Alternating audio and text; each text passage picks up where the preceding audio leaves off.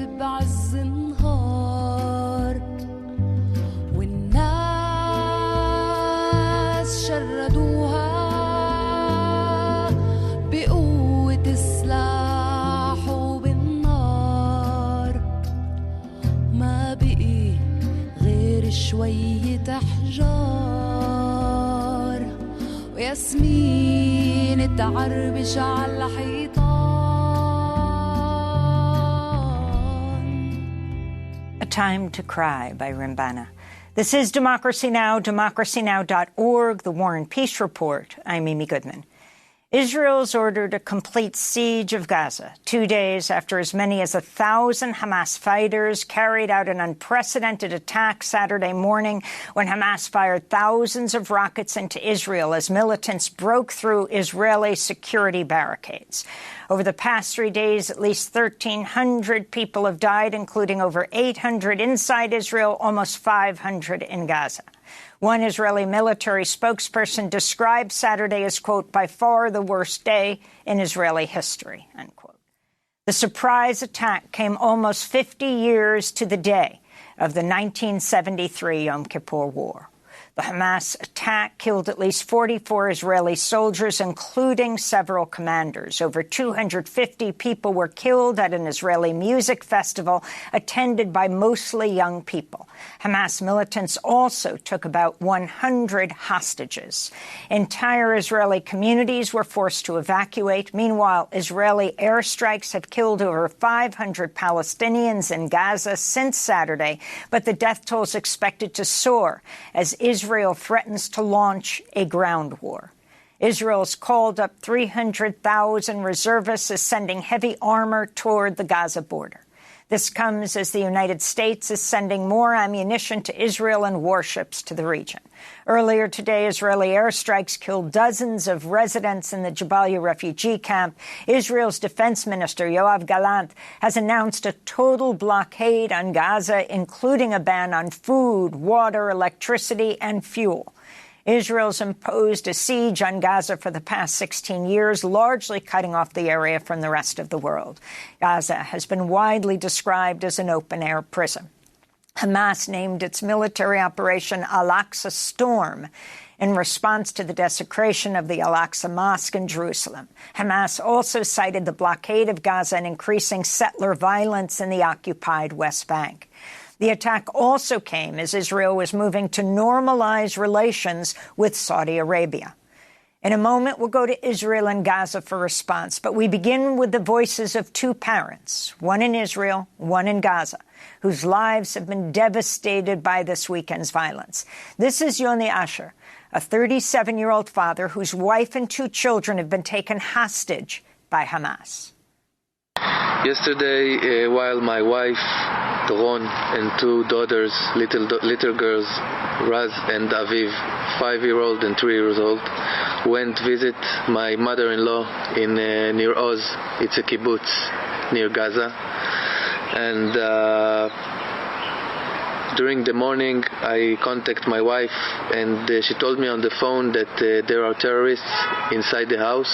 Later on, I saw a video, the same video that was in the social media, which I surely identified my wife, my two daughters, and my mother-in-law on some kind of a cart, and terrorists of Hamas all around them. I want to ask of Hamas, don't hurt them. Don't hurt little children. Don't hurt women. If you want me instead, I'm willing to come. And this is a mother in Gaza, Sabrine Abu Daka, who survived after being trapped in rubble after an Israeli rocket hit her home. The attack killed 3 of her children.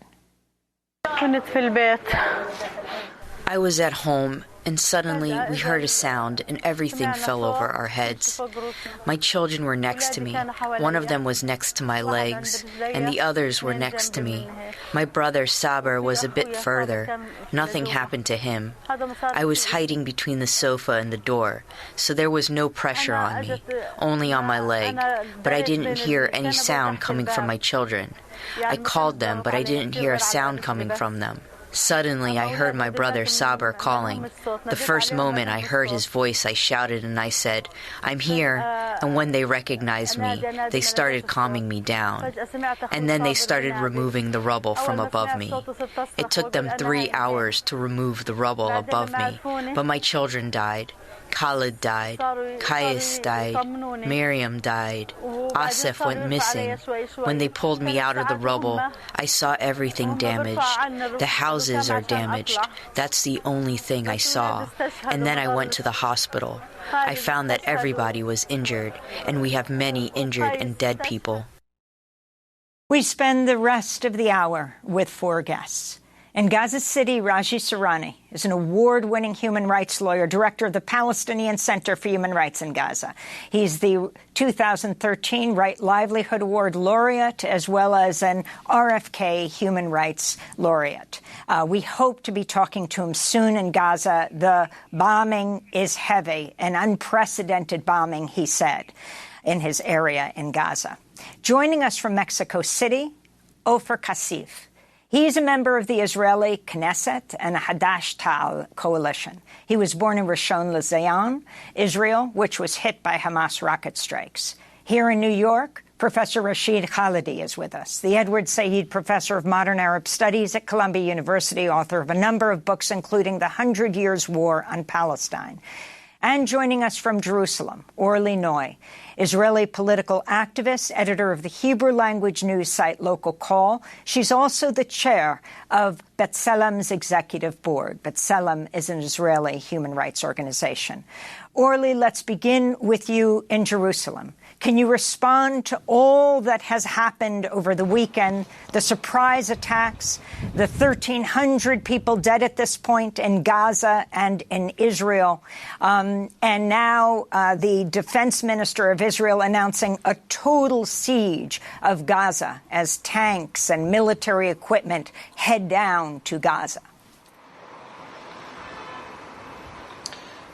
Thank you, Amy. Thank you so much for having me.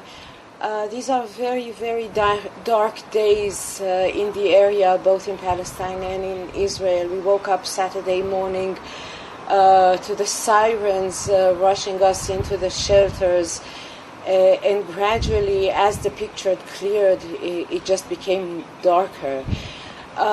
We've been witnessing since the heinous Hamas attack on civilians on Saturday morning a long list of Israeli failures that started even before the attack with lack of intelligence information. And we're talking about an intelligence operation that basically surveils every breath every Palestinian takes, both in the West Bank and in Gaza Street, and they knew nothing about that planned attack.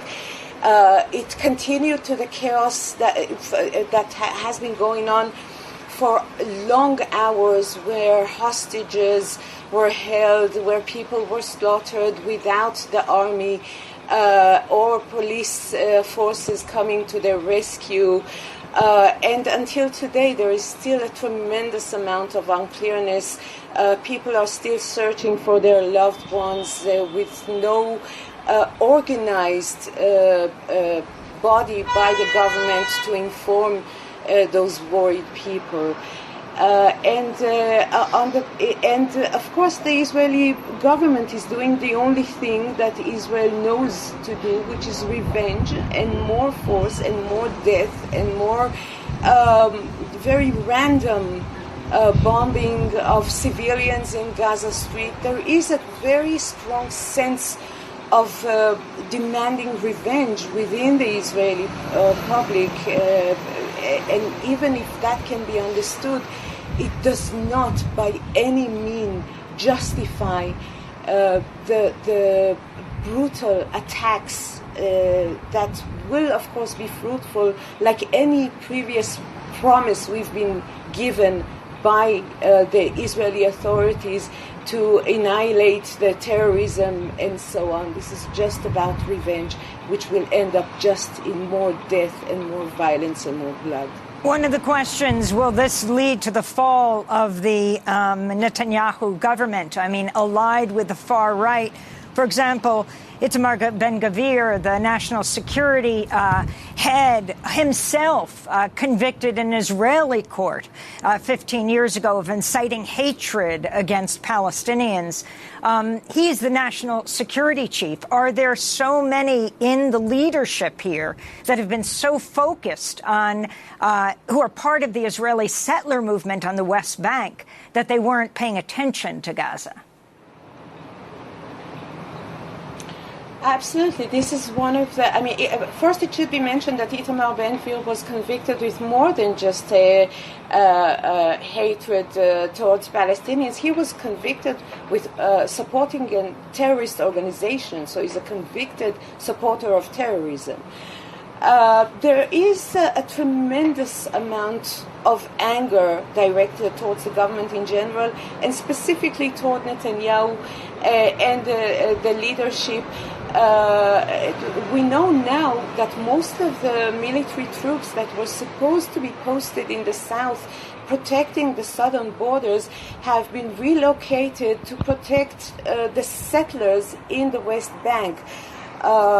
These are things that, right now the Israeli public is too deep into the grief and shock, in a state of shock, but there will come a time that they will demand those answers from the government and personally from Netanyahu. In the short term, it looks like we are going to a broad emergency coalition joined by Gantz and probably also Lapid.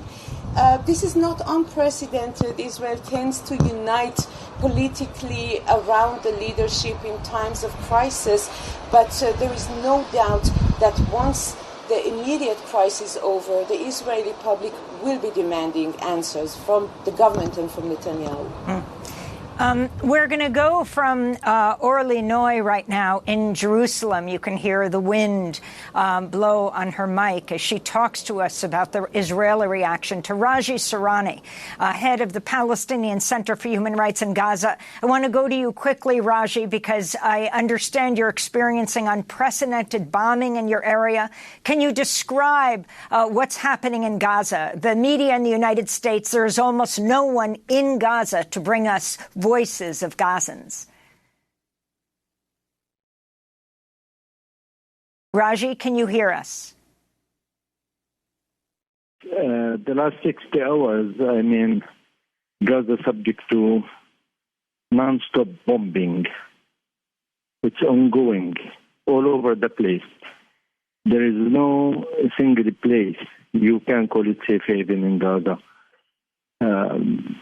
Aeroplane, fighters, drones, roaring all over the sky, and it's your lottery number, whether it's an apartment, whether it's tower with 100 apartments, whether it's a house, whether it's a hospital, whether it's a school, shelter used by UNRWA.